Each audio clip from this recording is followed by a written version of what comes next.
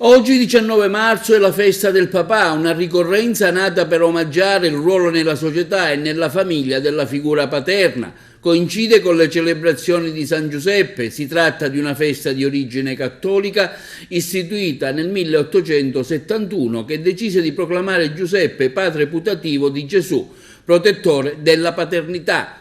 Oggi si tratta di una ricorrenza molto sentita, soprattutto nei bambini in età scolare che si dilettano in lavoretti in omaggio dei propri papà.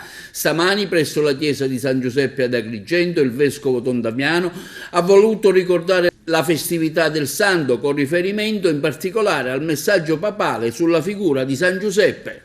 In questo senso credo che San Giuseppe sia davvero uno speciale patrono per tutti coloro che devono lasciare la loro terra a causa delle guerre, dell'odio, della persecuzione, della miseria.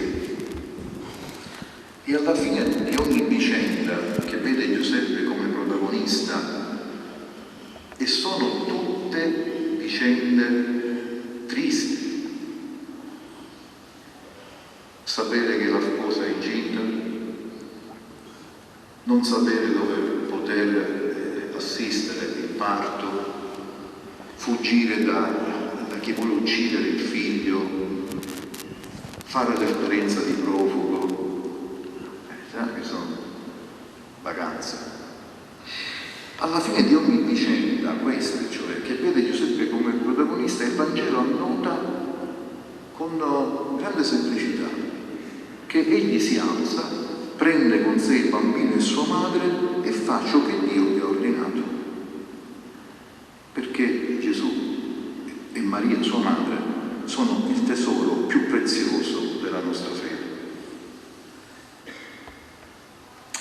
Allora dobbiamo sempre domandarci, incalza Papa Francesco nella sua lettera, se stiamo proteggendo con tutte le nostre forze Gesù e Maria, che misteriosamente nella storia della salvezza sono affinati alla nostra responsabilità, alla nostra cura, alla nostra custodia.